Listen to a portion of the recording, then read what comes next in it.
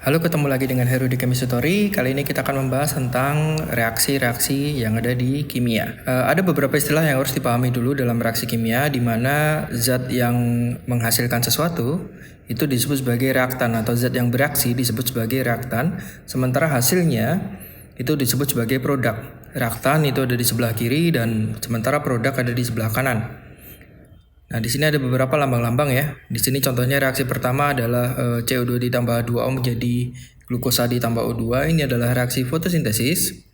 Lalu contoh yang kedua adalah reaksi metana dibakar menjadi CO2 dan H2O. Sementara contoh ketiga adalah reaksi asam basa di mana asam sulfat direaksikan dengan natrium hidroksida menjadi natrium sulfat dan H2O. Sementara reaksi keempat adalah reaksi pembentukan amonia ya, NH3. N2 ditambah 2 menjadi NH3. Di sini ada beberapa istilah. Yang pertama adalah kata positif atau tanda positif, itu artinya adalah direaksikan. Tanda positif di sini itu artinya adalah direaksikan. Jadi CO2 direaksikan dengan H2O menghasilkan, tanda panah itu artinya menghasilkan. Kalau tanda panahnya searah disebut sebagai reaksi searah, tapi kalau tanda panahnya bolak-balik disebut sebagai reaksi bolak-balik atau reaksi kesetimbangan. Nantinya pada saat kelas 11 akan dipelajari lebih dalam. Nah, lalu lambang yang berwarna kuning, angka yang berwarna kuning itu disebut sebagai koefisien reaksi. Di sini ada 6, 6, 6. Itu adalah koefisien reaksi. Apa fungsi koefisien reaksi akan kita bahas setelah ini ya.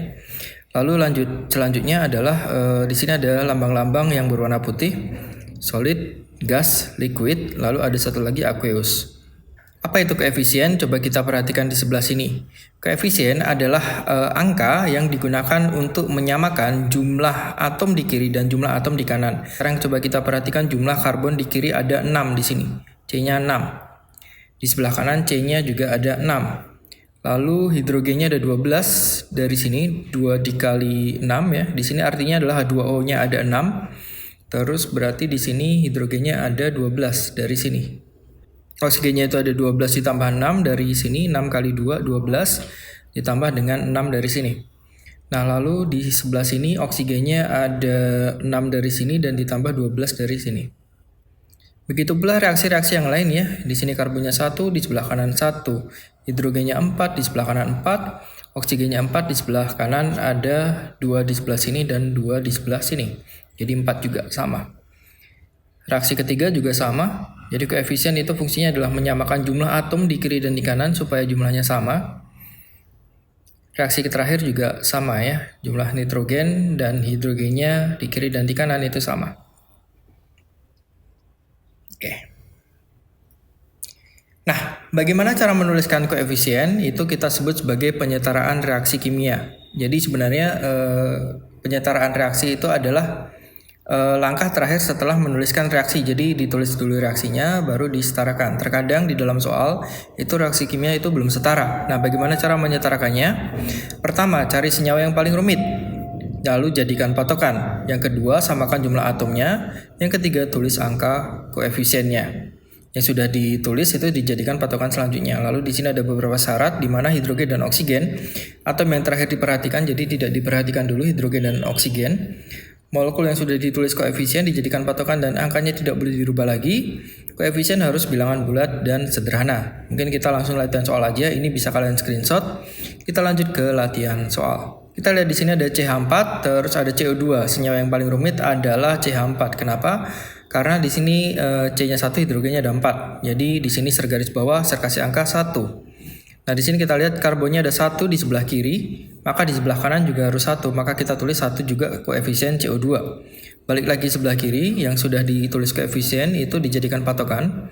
Hidrogennya ada 4 ya, sementara di sebelah kanan harus 4, supaya 4 maka ini harus kita kalikan 2. Setelah itu tinggal oksigen di sini yang belum setara, kita bisa gunakan oksigen yang di sebelah kanannya sebagai patokan. Di sini ada 2 dan di sini ada 2. 2 tambah 2 adalah 4, jadi supaya 4 ini kita kalikan 2. Lanjut reaksi yang kedua. Reaksi yang kedua, bagaimana cara melihat senyawa yang paling rumit? Pertama, abaikan dulu hidrogen dan oksigen. Berarti kita dapat senyawa Na2SO4 yang paling rumit, natrium sulfat yang paling rumit karena di sini ada natrium dan ada sulfur, ya. Nah, kita kasih angka 1 di natrium sulfat, lalu kita lihat natriumnya ada 2, berarti di sebelah kiri harus 2. Balik lagi ke sini sulfurnya ada 1, berarti di sini sulfurnya harus 1. Oke, sudah. Setelah itu kita tinggal memilih apakah hidrogen atau oksigen. Nah, di sini saya akan memilih hidrogen. Kenapa? Karena oksigen ada di sebelah sini dan di sebelah sini. Jadi agak rumit ya. Lebih baik kita pilih hidrogen. Hidrogennya sendiri ada 2 di sini dan ada 2 di sini. 2 tambah 2 4, biar jadi 4. Berarti di sini kita tuliskan 2. Nah, sudah setara. Kalau hidrogen sudah setara, oksigen pasti akan mengikuti setara. Kalau tidak percaya, coba kita hitung. Di sini ada 4 ditambah 2 dan sebelah kanan juga ada 4 ditambah 2. Sama-sama 6 ya oksigennya. Contoh yang terakhir, di sini ada C2H6 ditambah O2 menjadi CO2 dan H2O. Ini adalah reaksi pembakaran. Nah, yang paling rumit tentu saja C2H6 ya, karena di sini jumlah C-nya 2 dan H-nya 6. Kita kasih angka 1 di sini, karbonnya ada 2, berarti sebelah kanan harus 2. Kita tulis 2. Hidrogennya ada 6, berarti sebelah kanan supaya 6 harus kali 3. Nah, oksigennya kita cari dari sebelah kanan. Di sini ada 2 kali 2 berarti 4 ditambah dengan 3 dari sebelah kanan. Berarti kita butuh 7 oksigen. Sayangnya ini 2. 2 dikali berapa biar jadi 7? Jadi kita tulis di sini adalah 7/2. Nah, biasakan menggunakan pecahan biar lebih gampang, jangan gunakan desimal. Karena dengan menggunakan desimal kalian akan lebih ribet dalam perhitungan matematikanya. Nah, koefisien itu tidak boleh pecahan, maka semuanya harus kita kalikan 2 supaya tidak ada 7/2 ya. Jadi akan jadi 2, 7, 4, 6. Nah, inilah cara menyetarakan persamaan reaksi kimia yang sederhana. Nanti akan ada persamaan reaksi yang cukup sulit untuk disetarakan. Nanti namanya adalah penyetaraan reaksi redoks. Itu nanti akan dipelajari di kelas 12.